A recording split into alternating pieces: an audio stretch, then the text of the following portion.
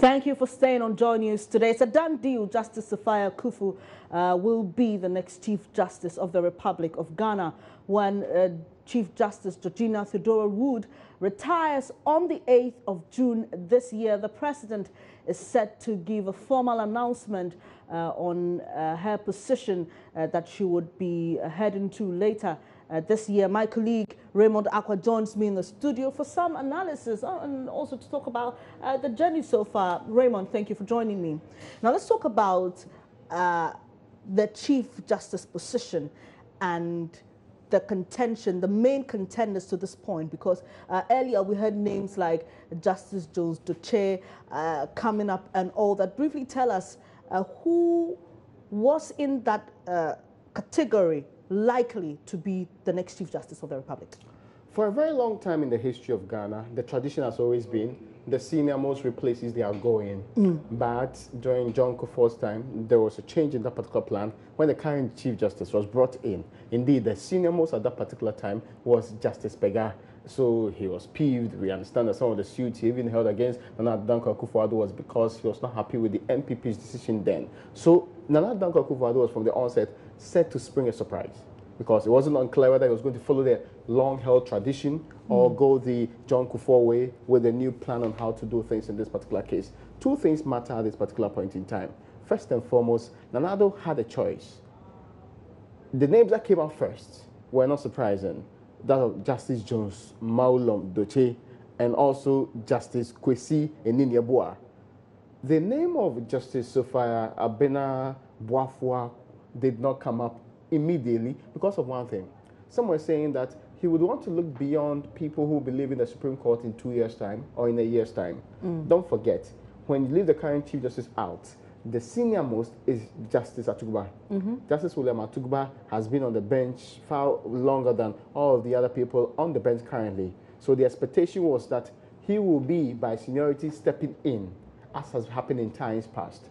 But we also knew that the indication they were given was that because of his age, he was less likely to be the option immediately. So you skip him and move on to the next person. The next available person will be Sophia Akuffo. She has 2 more years to spend on the bench as we speak.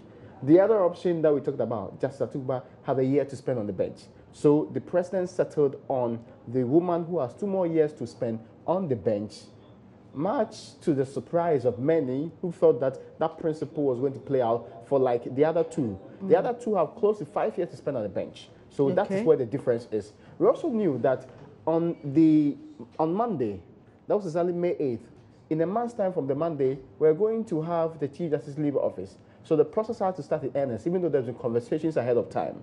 The indication that this current Chief Justice was going to extend her tenure was also actually worrisome to many who thought that the replacement could not be done anytime soon. Don't forget, Member of Parliament for Efutu, Aleza Kwamena Apenyo Markin, indicated early on that, in fact, he even wrote to the judiciary asking whether indeed the Chief Justice was going to step down or continue for the next few months to the end of the year, as was being speculated last year and the early part of this particular year. So all of those were water under the bridge until the indication was that these two were the front runners, Jones Doche or Kwesi Enin-Yeboah. Now, the alternatives in this particular case favored Jones Doche over Enin-Yeboah. Enin-Yeboah had wonderful lobbies and people who, of course, they're two very competent people. One has extraordinary interest in sports. The other actually has been dealing with criminal jurisprudence for a very long time. So their interests differed. They are sort of very crucial decisions. And even before joining the Supreme Court, they have also been involved in very, very essential decisions that mattered a lot. Now, if you do recall, the importance of having to bring in the third person, who became the only person now we understand is going to be named by the president, was because a bridge. These were co-equals. So if there's contention between co-equals, it will be more appropriate to have somebody who fits into the criteria of older, yet is not living in a year's time, as has been the case and the complaint about Justice William Atugba. Indeed, there are other considerations, and this is what's called realpolitik. A president mindful of who the Chief Justice is. In the country, if the Chief Justice had no hand in who sat on any case, even at the Supreme Court, this current Chief Justice and that Chief Justice empanels courts, what they call it, judges for a case. So you may choose that 5 sits on a case and it should be an odd number anyway. 5 sit on a case and on a particular case. Some believe that the judges that sit on your case determines whether or not you have a favorable, outcome on the case or not. Some believe that on a very important case, and indeed some believe that if the Chief Justice herself has sat on the Supreme Court election petition, matters might have been slightly different. The 5-4 verdict at the end of the day would not necessarily be the case. So it is prudent you have a Chief Justice that do not only identify some will or some loyalty to you, but combine both attributes of loyalty and competence in this case. And that is what the president sought to choose in the case of Justice Sophia Akuffo. All right, so Raymond, you briefly run us through who is this woman. I've just given a profile basically about where she studied, where she served, but when you look at the judicial system in Ghana, what's that impact she's made so far? Okay, so she's dealt with very important cases, and you don't have to go far. Remember the most recent Muntia 3 case? She was in charge of that particular panel. She's very decisive. She's, to some people, strict, because she is not one of the people who can play with in the courts. You know, some judges are, for example, Justice Eni Yeboah makes some comments, he can get angry. But this woman shows no emotion. She sits straight on the case. She actually orders people in line. I do recall very vividly the order she gave to Atua when Atua was explaining why he wouldn't allow Radio Gold or any of the stations under the enclave that actually provided a platform for the gentleman to make those comments to do what they did. She didn't allow that happen. She ended the conversation and said, we move on. Her engagement with Nana Atudazi on the bench on that particular issue, when Nana Atudazi is actually making, she comes to say, what are you saying? Are you justifying it? You need to be clear on that. So she's a firm lady, similar to the one exiting, but the one exiting has been known to be far more calmer than this particular one. This one is one you cannot really read her mind. Indeed. Very unpredictable. Yes, that's one of the issues that people have with her. So that is the very thing we are having in this case. Her ruling tends to favor more human rights. She tries to balance state's interest with private individual rights in a way that seeks to bring some harmony between the two. It is being conceived that judges, alternately, in other parts of the world, would want to pursue the person's interest, even if it affects the state, because it's believed that the state has so much powers that it can put you in jail when it wants to. But on the other side, we have her making rulings that seeks a balance, that even though the state ought to be protected in some cases, the human rights of the individual or the person or anybody who is held before the state, in any case at all, ought to equally get the protection. So she's in the middle when it comes to the libertarian and the conservative thought of thinking in judicial jurisprudence. And so it's very, like you mentioned, it makes her very unpredictable, because you don't know the clear path, whether she's a libertarian or she's conservative. Very much so. And the other part of her is also to do with the international experience, because she served on important courts on the continent, new and old ones, and she's also given judgments at that level. She's respected within that particular space. Indeed, she's also done training, and if you don't forget, to people who are also in this particular profession in various countries, judges in Gambia, judges in Kenya, on dealing with not only election petition and other issues related to that. Interesting. So what are we likely to see? I know it won't be too bad to suggest, based on who she is, whether we are likely to see anything different in her tenure as Chief Justice. Okay, so she has made the point before. Now, do recall that at the forum in Accra, she actually said that judiciary cannot be controlled by anybody, including the president. So she will be more willing to stress on what the constitutional provision on judicial independence is supposed to be. As to whether this will necessarily result in conflict between her office as Chief Justice and the office of the President, regardless of the harmony from the beginning, is a different thing altogether. Because there's always been a bridge where one would want to necessarily back out when there's going to be a conflict between these two offices. But she's been very clear in her mind about having judicial independence, and the control of the Supreme Court is absolute. They cannot be subjected to any other body in the country. So that's one thing we should expect of her. We should also expect of her the decency that was once with the judiciary returning, the integrity that judges operated, and she should also be very vociferous about that. She believes that the calling to be a judge is similar to actually playing God's role on earth.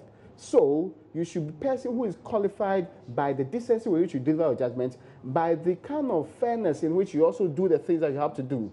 And indeed, she would have a tall task of renewing the faith of people in the judiciary. Remember the 2015 scandal that rocked that particular institution. She would have to now show people in this country that she has different steps. If the current chief justice started that, sure, she has different steps, she has different styles, she has different engagements, and she should show by example that they are cracked the whip on erring judges and erring lawyers who are all within the emblem of the judiciary on how to deal with this particular issue going forward. So she has a tall task. She's not coming at the time that the judiciary has the best of assignment. If you do recall, the CDD in its survey, people's trust in the judiciary. From 1996 to 2000. In 2004, it was on the increase. Right from 2008 and 2012, after the election petition, it started declining. Indeed, in the run-up to the election 2016, the Electoral Commission's trust and public confidence was higher than that of the judiciary. So she tells you a story about how people perceived it and how even the 2012 election petition did not do enough, what they call it, a remedy to the image of the judiciary in this particular case. So we are more to see how she would turn around the image that people have of this particular judiciary, not as a battered one. Interesting, Raymond. But another concern to the current Chief Justice has to do with what she calls mushroom legal institutions, giving training to people who are likely to deal with some really big cases here in the country. How do you think she would play into this issue of making sure that these various legal institutions that are springing up are really regulated? On the many occasions where the Chief Justice has selected her to sit on cases or deal with matters, you'll be convinced in your mind that she has the mind of the Chief Justice. Sorry. Her thinking is mostly in that particular direction. She's not expected to depart from that particular way, and that's a bigger case anyway. Some people think that 50 years ago, the only law school in this republic was that of the University of Ghana Law School. Indeed, the Ghana School of Law then was directly linked to that particular law school. Now there are several of them. The standards expected and proliferation comes the differences. The standards is where the problem is for the current Chief Justice. There is currently a case before the Supreme Court, which is still trying to work around. That case is to do with whether or not people who go through the various faculties deserve, and the schools can set up their own schools of law, and they don't have to go through what they call it, the Ghana School of Law, or they ought to be automatically admitted and not be going through the examination plus the vetting that happens at that particular level. So that case will also determine how she's going to go forward with some of these decisions at that level. And one other thing that she also take note of, the General Legal Council as we have it today has representation in membership only from the University of Ghana Faculty of Law Dean. The other faculties in other schools are all in attendance. Of course, there's a vacuum in how the law appreciated who was supposed to be on this particular panel in times past. And because these people are new and they're yet to be brought on board, that's how the treatment will be. But faculties develop over a period of time. These fears may wither away in the next 10, 20 years when they have developed and they have the resources, just like all schools start on a very poor note and then have been well-resourced to do what they have to do. Very interesting. You can see there on your screen some live shots from the Flagstaff House. Vice President Dr. Mahmoud Bawumia has taken his seat. He's the one in the blue you can see far off there. And we know that Justice Sophia Akuffo herself and some family members are currently seated. Everyone is waiting for the President to formally announce Justice Sophia Akuffo as the next Chief Justice of the Republic of Ghana when Her Ladyship Georgina Theodora Wood retires on the 8th of June. Here in the studio, I'm having some analysis with my colleague Raymond Akwa on what to expect from Justice Sophia Akuffo, I beg your pardon, as Chief Justice of the Republic of Ghana. We are all waiting for the President. Obviously, we hear he's going to be justifying his choice of Sophia Akuffo, and Raymond has briefly spoken to us about the other two people who are in contention for this position. That's Justice Dozdoche and Justice Anini Aboa, and giving us reasons why probably Justice Sophia Akuffo was chosen to be the next Chief Justice of the Republic of Ghana. Now, Raymond, as Justice Sophia Akuffo will be formally announced by the President, now let's talk about the legacy of the outgoing Georgina Theodora Wood, Chief Justice of the Republic of Ghana. What would you say is that one thing that she can be credited for? Okay, so first and foremost, the Justice for All program was keen. They say justice delayed is justice denied. You have thousands of people and through Kwame Boate's documentaries which were known and established who have had wonderful cases, yes, were thrown in jail for not going through the right processes. So that is key. But she had other blots too, which we surely will be able to identify. So some of the issues that we can clearly see is the Justice for All program, her attempt to make sure that she brings technology into the judiciary. She's been there for 10 years. In times have moved on, but having to, put some courts in electronic forms and other developments within the courts, I can say, to be her legacy there.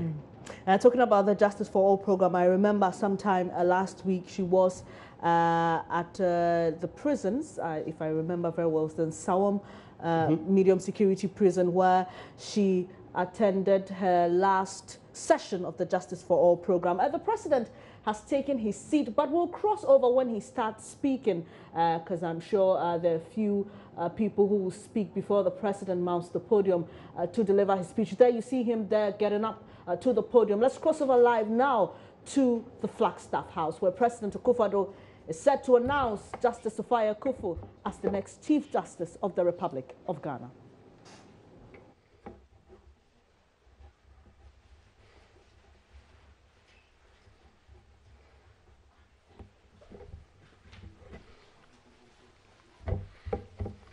Mr. Vice President, Chief of Staff, officials of the Presidency, Minister for the Interior, Supervising Minister for the Ministry of Justice, Minister for Information, fellow Ghanaians, ladies and gentlemen.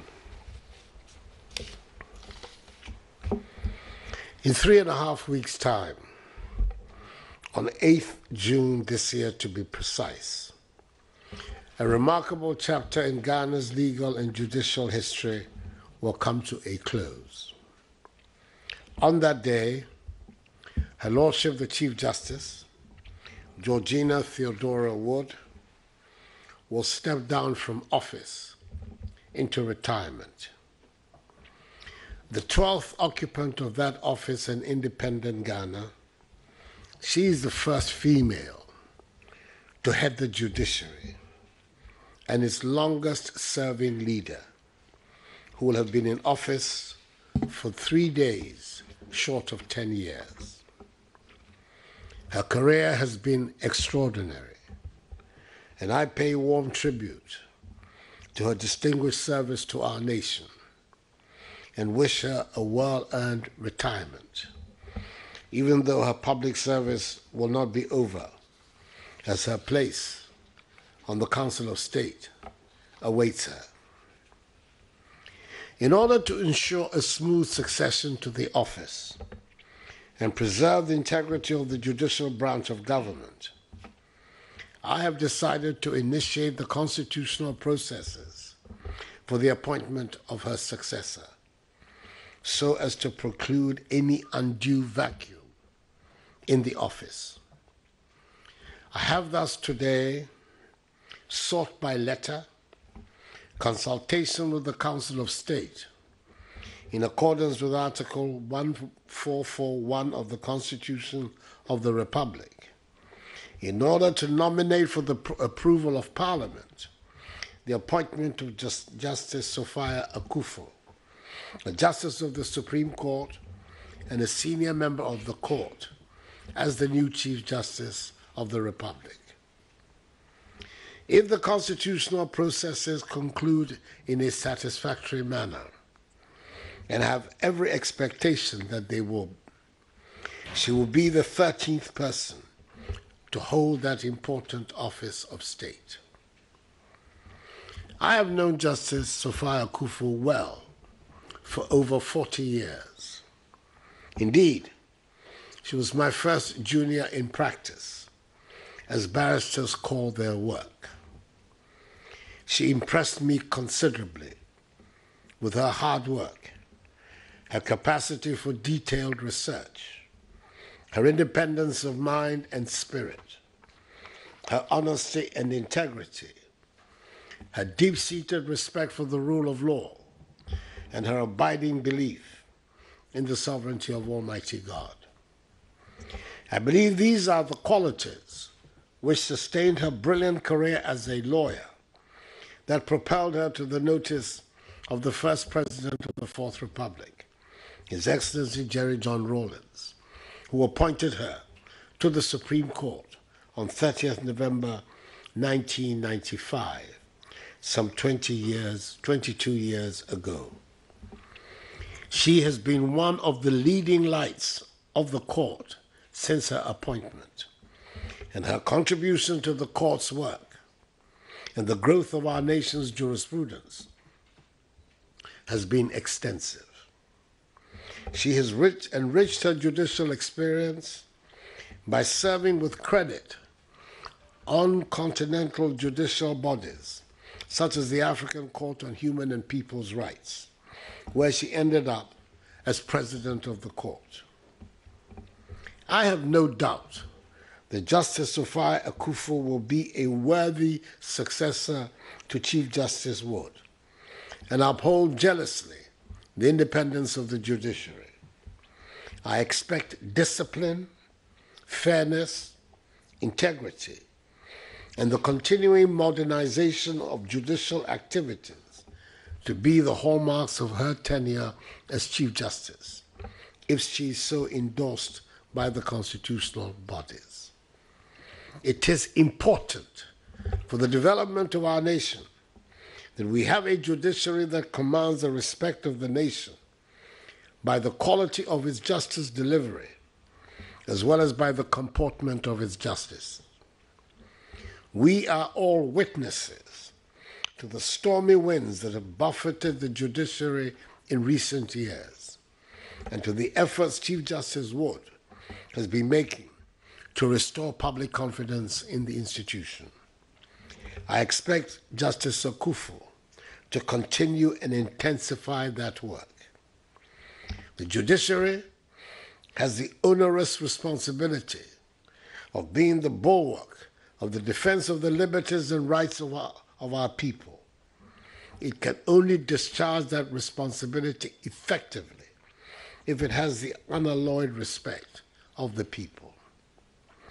We are determined to build a new Ghanaian civilization, where the rule of law is not a slogan, but an operating principle for the development of our state, where the separation of powers is real and meaningful, where the liberties and rights of our people are fully protected, and where law and order provide a firm basis for our social and economic development, so that the dreams of prosperity that animated the great patriots who are the founders of our nation can find expression in our generation. I will be a genuine and trusted partner of the judiciary, so that together the executive and judiciary can cooperate in a spirit of mutual respect to attain this goal for the benefit and welfare of our people. I am confident that in Justice Sophia Akuffo, I will find a worthy collaborator in this noble endeavor. I commend her to the constitutional bodies, the Council of State and the Parliament, for appointment as Chief Justice of Ghana. Thank you. May God bless our homeland Ghana and make her great and strong. Hey, I forgot to introduce the work.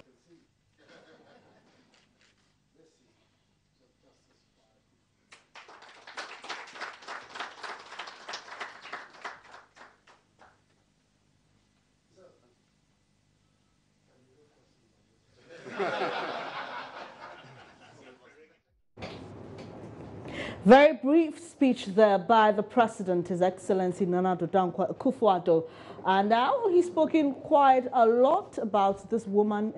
As he's commended her highly. There you see her in your shots. Justice Sophia Akuffo taking a shot there with President Akufo-Addo. But like he said, her appointment will be subject to the approval of the Parliament of Ghana and also the Council of State. Raymond, very interesting comments there made by the President, obviously agreeing with your earlier point that she would have to continue the work of Chief Justice Georgina Wood, especially with regards to restoring public confidence in the judiciary. And he uses the words that Justice Sophia Akuffo, he says he expects her to continue and intensify works to restore public confidence. What do you think after listening to the president, Raymond? Okay, so the president made a point about why he chose this particular woman. Sure. What we've also been clear in our minds on is that he's made a choice now to be referred to the Council of State before it goes to Parliament. That's also an important part. The understanding we were giving prior to this was that there was consultation prior to this particular engagement, but it looks pretty obvious now that the consultation with the Council of State is yet to begin. Sure. So it's not really a done deal, but even though those may be seen as formal processes may not yield much. One important point that ought to be noted from there is that in the Popular Tufor versus Attorney General case, the Parliament rejected the president, the incumbent, what they call a Chief Justice. So the gentleman who went to court in this particular case, Dr. Akufo-Addo, who is a leading member of the NPP now, and Nana Akufo-Addo was the lawyer of that particular gentleman. The case they went to make in court was pretty clear about why the Parliament cannot reject that particular candidate, Justice Apalu, because Justice Apalu was in the previous administration and the coup d'etat could not displace him because of the tenure protection that he had in that particular case. So we are not in any way thinking Parliament of the Republic of Ghana will reject any nominee of her kind. But if it does happen, will we be using the interpretation of that particular case, or there will be a new need? Because the then Supreme Court had to interpret it because their head was in contention. More importantly, the president made a point that, and people have been saying that before, the individual we're talking about, I've known her for more than 40 years. Indeed, he says this was my first junior partner, junior in practice. I.e., what we've been saying consistently, that when Akufo-Addo started practice, this is one person who came to learn proper the job of being a lawyer and lawyering under the control of Nana Akufo-Addo. That's the link they have there. This link is what made people think that they are related by blood or any of the ties. That is not really the case as we know it to be, and established him to be the case as over the period known. But the other thing she said about the woman, of course, and perhaps he knows her better than most of us, integrity. Sure. We've not had doubts about her judgments. Indeed, some have not been bold enough to question the quality of her judgment, and I've not seen anybody boldly do a review and a critique of her judgments that bothered more on the substance than maybe the visceral to do with how her demeanor was to some people and why they didn't like it. The biggest case people test her credibility and her substance with is the Muntie 3 case. Sure.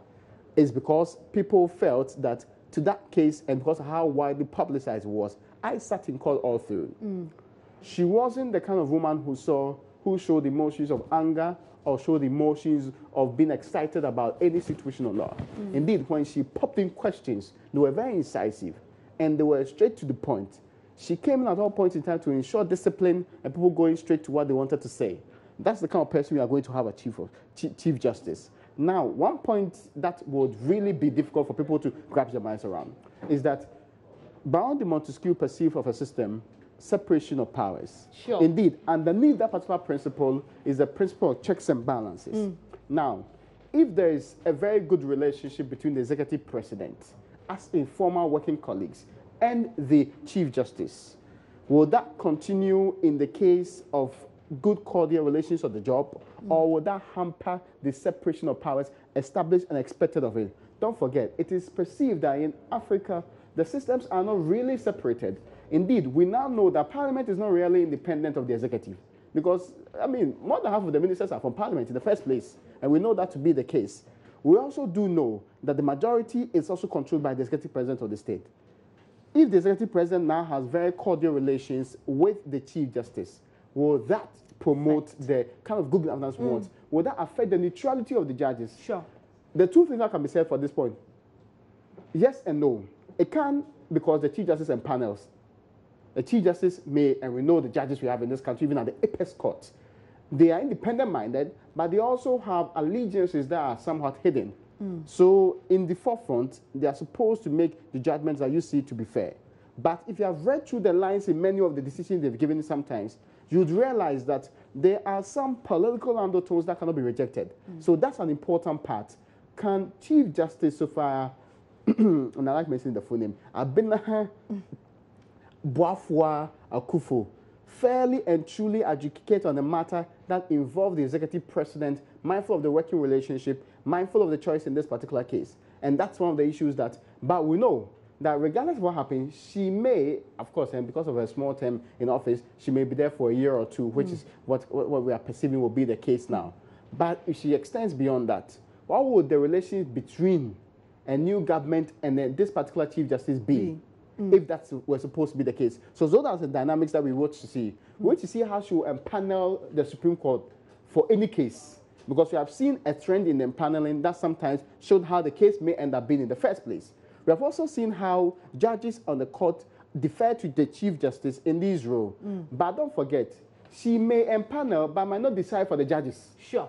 That's Raymond, an important part. I have to pause you here and head to the Flagstaff House now. My colleague Elton Brobe is standing by. Hello, Elton. What's next?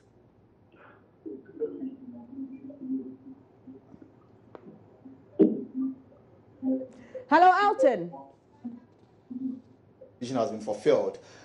Before the announcement today, the name of the Chief Justice Sophia Akuffo was, given to members of the Council of State. The Council of State met on it, decided on it, and then advised the president. So it was based on it as well that the president came in to officially announce to the country his choice for the position of Chief Justice.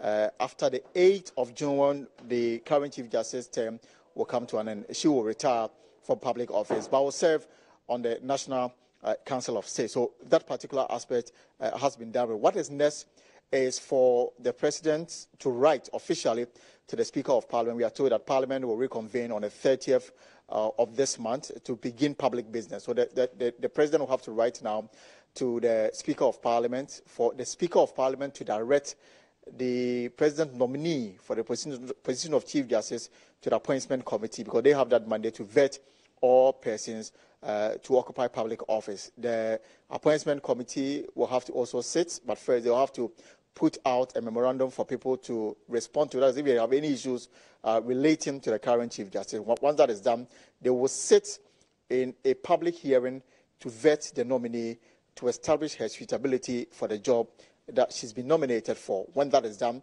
the Appointment Committee will then have to now report to Parliament, the plenary, for the House to debate the report of the Appointment Committee and then pronounce judgment on it. If the Appointment Committee report is accepted by the plenary of Parliament of Ghana, Parliament will then go ahead and then confirm her nomination. She will then come back to the Flagstaff House for the swearing-in ceremony. So for now, we are looking at Parliament as the last stage to confirm her appointment after the Council of State did so, which resulted in the president telling Ghanaians a while ago about his choice for the position of Chief Justice. And as we have been told, she served on the Supreme Court in the last 20 years. She was first appointed to this particular position in 1995 by former President Jerry John Rawlings. But before that, she had had a working relationship with the President Akufo-Addo in his chamber. So they've known each other for some time now. And the President Akufo-Addo attested to her competence, her resolve to detailed research, which informed her work when they worked together in that particular chamber. And for many, she's well known when she sat on the Muntie 3 case and so many other cases that came before her. In the words of President Akufo-Addo, she's competent and ready for the job. It is now left to the Parliament of Ghana to now determine her suitability and then pronounce judgment on her. We'll have to wait for the House to reconvene after the 30th of May for the necessary directive to be done for that particular stage of the constitutional provision to be respected.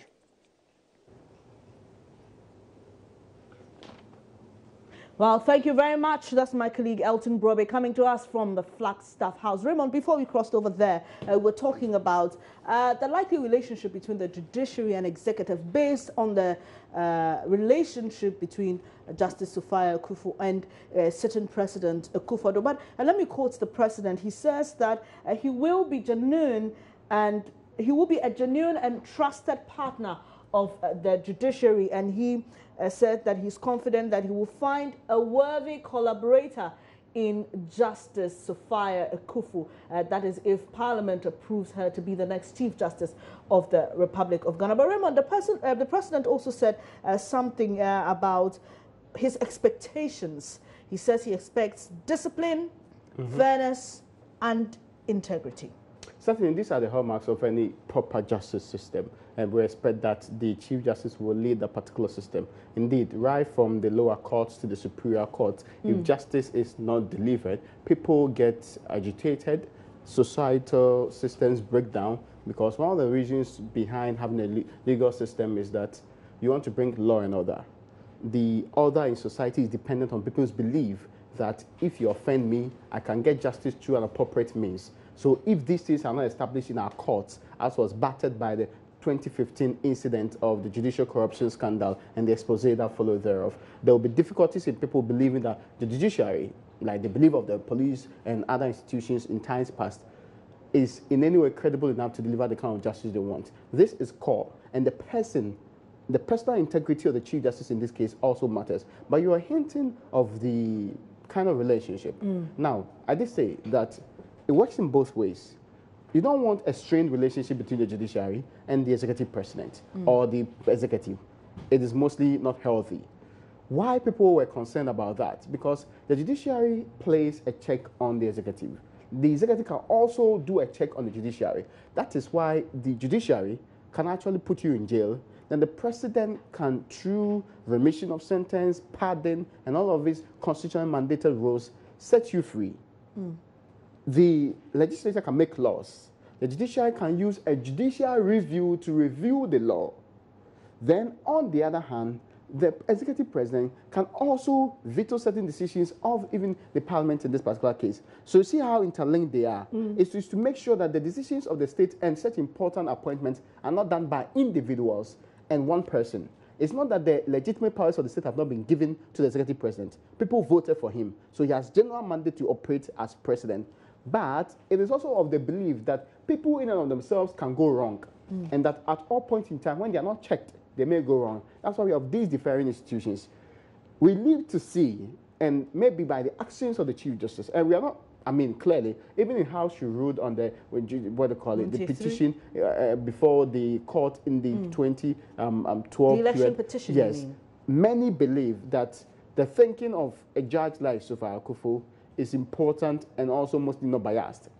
But would that be the continuous case in this case? Now that she is Chief Justice, would the mere symbolic thought that there is a very wonderful, cordial relationship the president admits for over 40 years be a hindrance in people seeing her as independent, as fair, and as just in all the things that she has to do? So it is what she will do that will strengthen or maybe disabuse the minds of people about whether or not she's coming to be a stooge of the executive president or be on her own and be independent and promote the judiciary as we want it to be.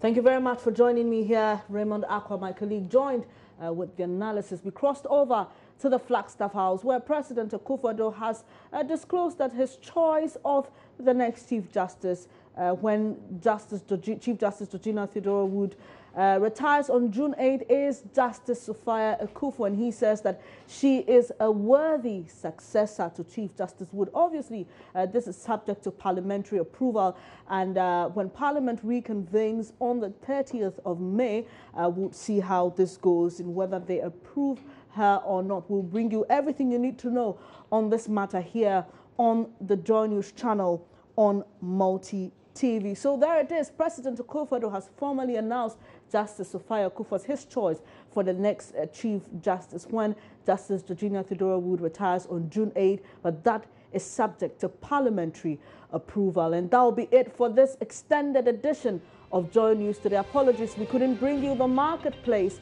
the business program with Emmanuel Abuaje. We had to break in regular transmission to take you to the Flagstaff House. That'll be all. My name is Benis Abubedu. Do log on to myjoyonline.com for more news. You can also follow us on social media on Facebook and Twitter. We are Joy News on TV. Do enjoy the rest of your day.